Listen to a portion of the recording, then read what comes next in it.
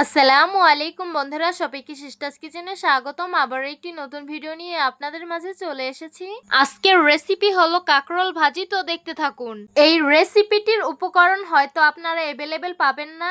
এই কাঁকরোলটা হচ্ছে বিদেশি কাঁকরোল, এটা আমি আমার মামা বাড়ি থেকে এনেছি। এই কাঁকরোলের ওজন 1 কেজি না হলেও 3 পার মতন হবে। এত কথা না বাড়িয়ে চলুন ভিডিওটা শুরু করা যাক। এটাই হলো সেই বিদেশি কাঁকরোল, 1 কেজি না হলেও 3 পার মতন হবে। বাট ক্যামেরায় হয়তো ছোট দেখা যাচ্ছে, কিন্তু বাস্তবে এটা অনেক বেশি বড়। এই কাঁকরোলটা খোসা সহ খাওয়া যাবে না, বাট দেশি কাঁকরোল কিন্তু খোসা সহ খাওয়া যায়। এই কাঁকরোলের খোসা অনেক বেশি মোটা, তাই ছুলে নিতে হবে। প্রথমেই চুলায় একটা পাত্র বসিয়ে দিলাম, পরিমাণ মতো সয়াবিন তেল দিয়ে দিব, 4-5টা শুকনো মরিচ ভেঙে দিয়ে দিব, তারপর লাল লাল করে ভেজে নিব। তো দেখতেই পাচ্ছেন লাল লাল করে ভাজা হয়ে গেছে। কুচিয়ে রাখা পেঁয়াজগুলো দিয়ে দিব, সামান্য নেড়ে নেব। পেঁয়াজগুলো আমি হালকা ব্রাউন কালার করে ভেজে নিয়েছি। এইখানে আমি কাঁকরোলগুলো সুন্দর করে কেটে ধুয়ে নিয়েছি। কাঁকরোলটা যেহেতু অনেক বেশি বড়, সেটার ভিতরে দানা ছিল, সেগুলোও অনেক বড় বড় ছিল, সেই দানাগুলো ফেলে দিয়েছি, না হলে খাওয়া যাবে না। গোটা 4 কাঁচামরিচ দিয়ে দিব, স্বাদ মতো লবণ দিয়ে এগুলোকে সুন্দর করে নেড়ে মিশিয়ে নিতে হবে। সামান্য পানি দিয়ে একটা সরা দিয়ে ঢেকে দিব, না হলে সিদ্ধ হবে না।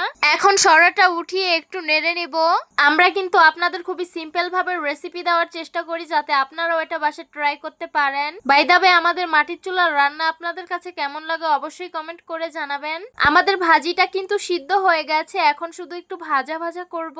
এখন ধনিয়া পাতা কুচি দিয়ে দিব, জিরা গুঁড়ো দিয়ে দিব, তারপর সুন্দর করে মিশিয়ে নিতে হবে। এই তো আমাদের কাঁকরোল ভাজি হয়ে গেছে, এখন নামিয়ে পরিবেশন করে নেব।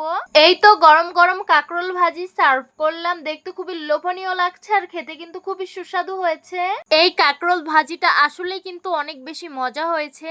আপনারা বাসায় অবশ্যই ট্রাই করে দেখবেন। তো আশা করছি আজকের ভিডিওটা আপনাদের কাছে অনেক অনেক বেশি ভালো লাগবে। ভালো লেগে থাকলে আমাদের ইউটিউব চ্যানেলটি সাবস্ক্রাইব করবেন, আর যারা আমার ফেসবুক পেজ থেকে দেখছেন পেজটিকে ফলো করবেন। সবাই ভালো থাকবেন, সুস্থ থাকবেন, আর সিস্টার্স কিচেনের সাথেই থাকবেন। আবারও কথা হবে কোনো নতুন ভিডিওতে। তাহলে আজকে এই পর্যন্তই। আল্লাহ হাফিজ।